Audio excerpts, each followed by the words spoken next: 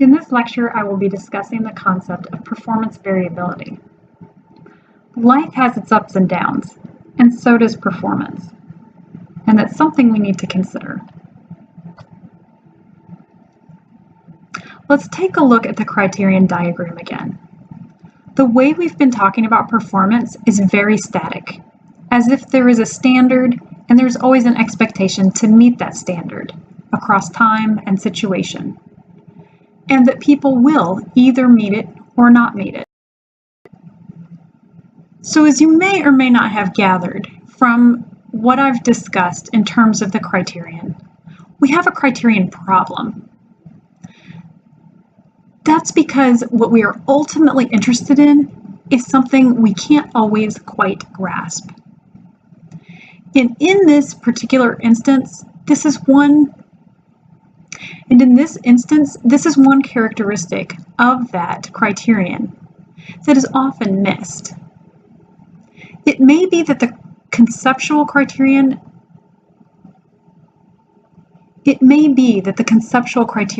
is performance at a certain level.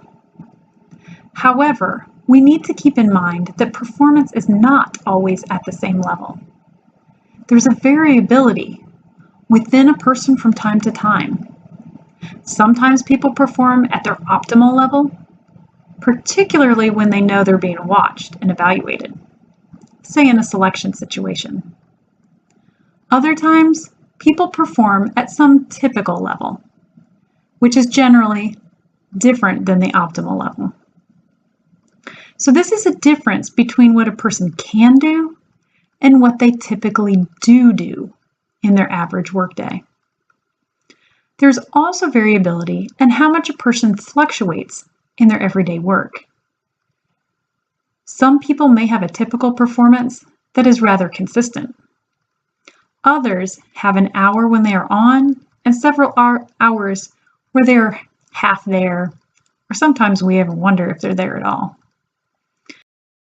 The ability to be successful at your job, but yet fluctuate in your performance is job dependent. A rater may not need to be on all the time, so long as he or she has some focused on time where the story gets written. An elementary school teacher, on the other hand, will need to be on with their kids all the time. A 10-minute lapse in attention could lead to some disastrous results. So let's take a step back and let's look at someone's everyday life. On the left-hand axis, you can see that I've put subjective well-being. And let's take a day. The person wakes up, they're in a pretty decent mood, they go for a run, they're feeling even better, eat breakfast, still feeling pretty good. But their car won't start. That just takes everything out of them and drops things down. However, a helpful neighbor comes around. And you know what? That makes us feel pretty good to know that other people are helpful and there's still some goodness in people's hearts. So the neighbor helps. The person now feels much better and has a pretty high level of well-being. They go to work and have a great meeting. Their coworker gives them compliments, and they have lunch with coworkers, all maintaining a pretty high level of subjective well-being. But then a migraine hits, and boom, bottoming out. They miss the client call because they're dealing with their headache. They get pushed on the stairs. They take the bus home and they go to sleep, starting to feel a little bit better as the end of the day comes around. Now let's take a look at that person's performance at work during that time. So we can see that the person had a great meeting and got coworker compliments. Work performance was pretty high at the beginning of the day. Then when that migraine hit, it just bottomed out the performance as well as the subjective well-being. And the rest of the day was just pretty much shot.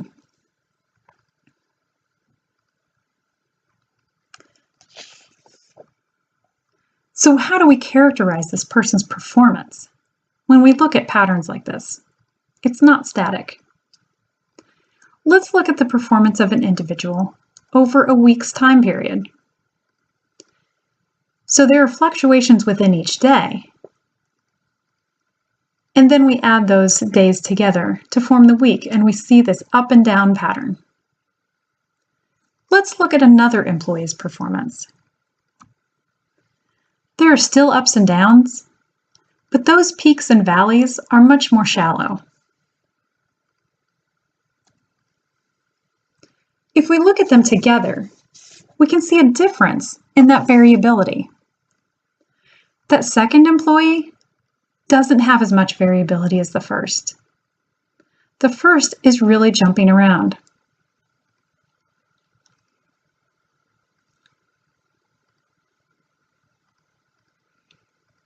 So is this an important difference when we're looking at employees and their performance?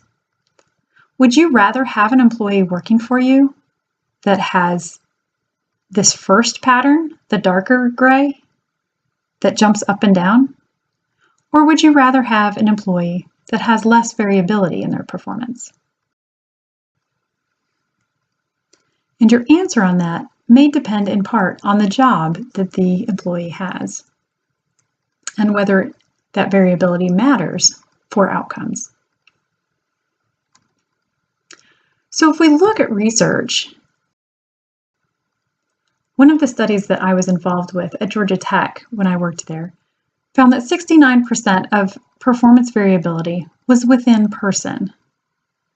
So a person jumped around more in their variability than looking across people.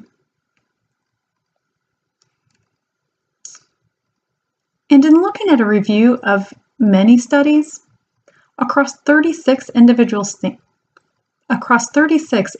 samples from what we call experiential sampling studies, Dalal et al. Found that on average 62% of the performance variability is within person. The range was between 39% of variability within person on proactive behavior to 64% of overall performance. So this pretty much matches up with the results that we had found at Georgia Tech. So what are the conclusions we can draw from this? Ups and downs in performance are real. And it gives us new ways to think about performance, how we measure it, how we study it, how we use it for personnel decisions. Historically, performance has been measured usually by average performance. There have been some proponents of looking at the difference between maximal and typical performance. Sackett et al. Looked at cashiers at supermarkets, and they found that there really wasn't much relationship between the maximal and the typical performance of employees. This has serious implications for selection validation studies. If you want to know that your selection criteria are hiring the best employees, do you want them to be the best at their maximal performance, or do you want them to be their best in their typical performance? The typical performance is what you're going to experience in most times. So that might be much more important for you than knowing what their maximal performance is, particularly for a job like cashier. There are different types of performance, and we've talked about this a little in terms of task performance, overall judgments of performance, what's called organizational citizenship behaviors, or that contextual performance we discussed. And and CWB, which starts with counterproductive work behaviors. The negative things that people might do on the job. Obviously, we want that to be pretty low. Often, the concern has been distinguishing between employees or between potential employees to decide who to hire, who to promote, who to give a bigger pay raise to.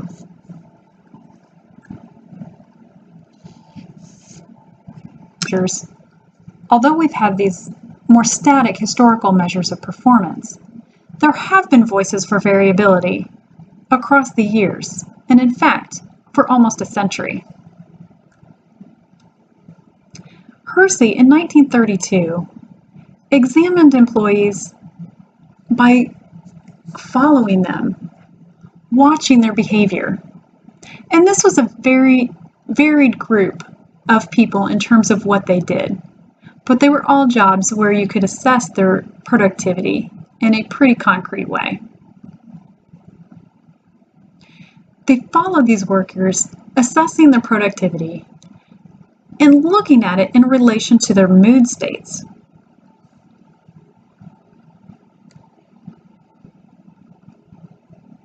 We saw an interest in looking at performance distribution assessments and creating an assessment scale that would provide a way for employers to show what that variability was. To show what the variability of different employees was. And researchers who have looked at growth curve analysis are probably the most frequently heard voices. These studies generally look at the long-term changes in performance over time, looking at such things as changes in performance that correspond with maybe aging, or training, or time in the job, or sometimes even external life changes that affect performance. But this is still different than looking at the daily or hourly fluctuations that I described. Growth curve analysis in particular, looks at major changes and trends over a substantial amount of time, weeks or months. So how do we measure performance variability? Where do we go to get information on this? Well, we can look at objective performance data from sources such as electronic monitoring, or employees in a situation where they get paid piecemeal. There are records of how much they produced, say, in an hour. Those records can be used to produce measures of performance variability. We can also look at retrospective reports. This would be someone looking back retrospectively at the performance of an employee, either through self-evaluation or peer or supervisor evaluation. Diedrich and Gardner came up with a method to do this type of evaluation using what's called performance distribution assessment. Essentially taking performance and dividing it into 8 levels, and then asking the rater to put in the percentage of time that the employee performs at each of the levels. There's also experiential sampling. This again could be either self or other rating that. So what experiential sampling does is essentially take samples in real time throughout the day. The employee would be given a very short survey at multiple times throughout the day by either getting a notification or an email to say, okay, now's the time to give me your rating. This is not practical for everyday work life, as it can definitely be disruptive, but it can work well for a short period of time for research purposes.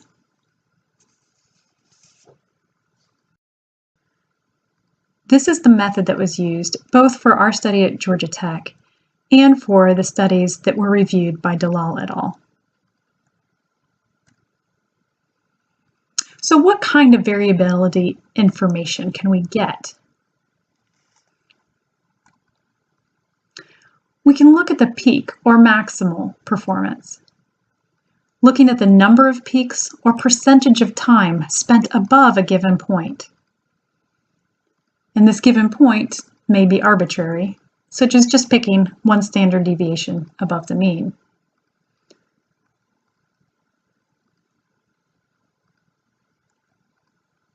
We can get information on the typical performance by averaging out performance throughout the day. We can look at trends, overall changes in performance, either moving upward, downward, or maintaining a steady level.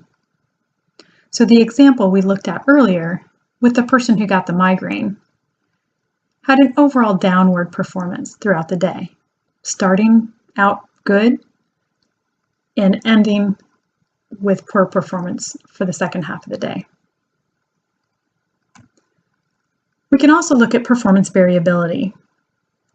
And one of the ways we can do this is through just using the standard deviation as an assessment of how variable the person's performance is.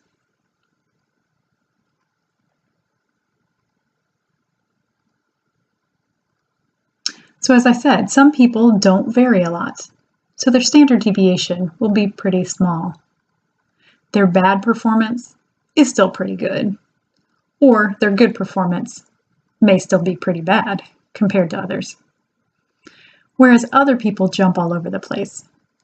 Something sets them off and they're having a great time, then suddenly, whether it's because they're hungry or someone criticized them, they take a nosedive and just can't get back together to do a good job. With any of these measures, these can be used with either supervisor ratings, self-ratings, or ratings done by others, such as peers.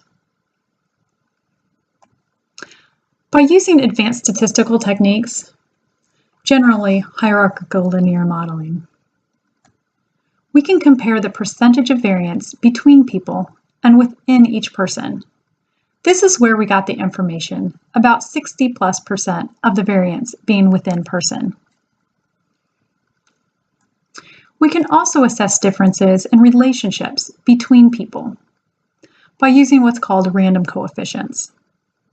So if we're interested in how much emotions matter for performance, we can look to see if there are differences among people.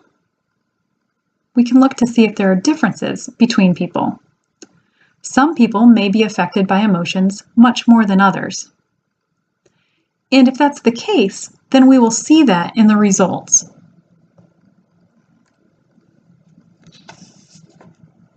So how do we study performance variability? So Dalal et al. Categorized theoretical approaches into 3 categories. Those focused on ability, so changes in ability or aging, these are the growth curve studies. There are those studies that are focused on ability and motivation, and this is related to those maximal versus typical performance studies. And as we can see, this lines up well with Campbell's determinants of performance. The declarative and procedural knowledge, those are the ability. And taking into account motivation influences whether people are performing at their maximal level or their typical level. And then there are those studies that are focused on motivation. These include such things as the strength model of self-control, the affective events theory, and episodic process model, which is an extension of the affective events theory. So Baumeister, with his with his theory of self-control or self-regulation. The idea is that everyone has a different level of self-regulatory resources, and we can build upon these. We can increase the strength or the resource pool that we have of self-regulatory resources. And this resource helps us regulate our emotions and behavior. So in theory, this should help us regulate our performance. So a hypothesis that I have is those who are high in self-control ability will have more even or more steady, or in other words, less variable performance throughout the day.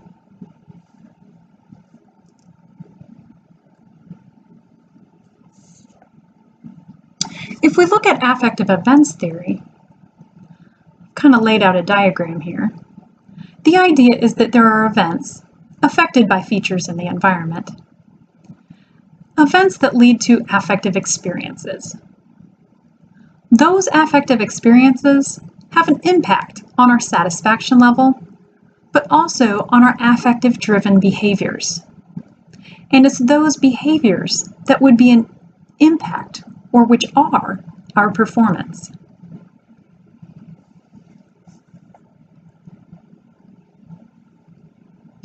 The episodic process model then looks more closely at that relationship between affective experiences and affective-driven behaviors.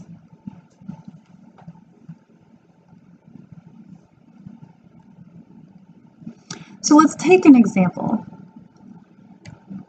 If there is an emotional episode, for example, I was so angry at her for stealing my idea and pretending it was hers, there's an event that happened that influences the emotion.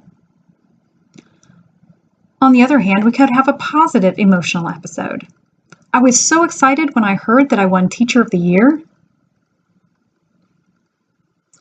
If we want to take these episodes and look at the effect that they have on performance, we need to have a corresponding performance in the same time frame. So an emotional episode would occur over minutes, maybe hours, and we need a time frame for performance that corresponds to that same amount of time.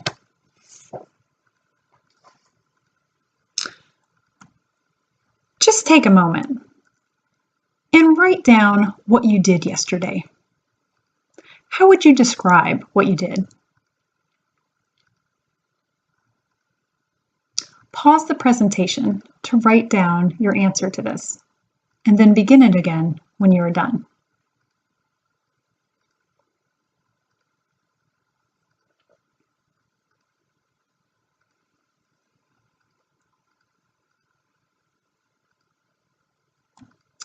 So what we find when people describe their day's work, they typically do it in episodes.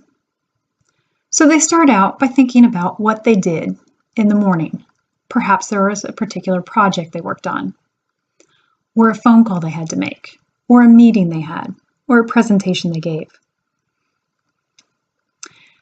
After that performance episode, there was something else that they had worked on. They might take out time for lunch, and then have a couple more episodes of different tasks that they worked on. Now, this is certainly dependent on job, as some jobs will require people to do multiple things at once. But in general, the way people think about and remember their past is in terms of episodes, even if they are overlapping episodes.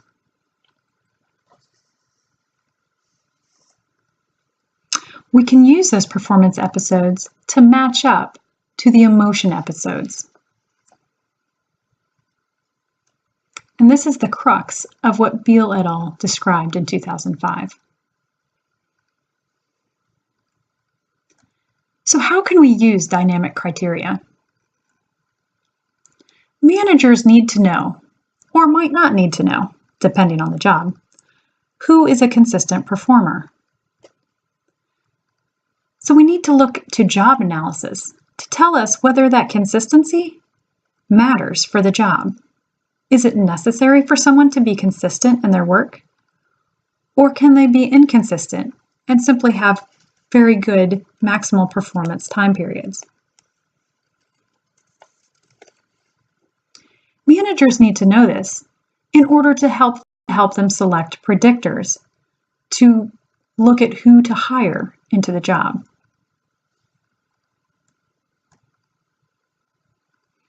We need valid performance measures that include dynamic criteria and train managers to use these type of measures. So by looking at performance in this way, this helps us develop new questions. Can variability be good?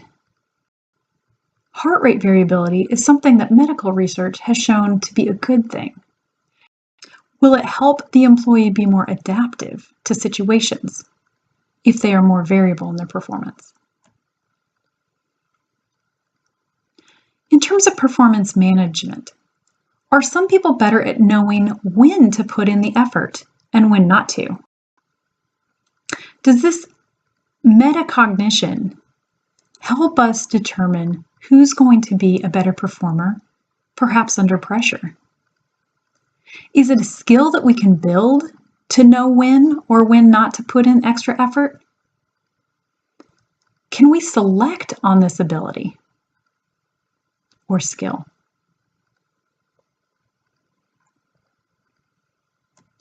Are there consistent patterns of variability, either for individuals or across the board? And we might even think, without having the research data, that this would be true.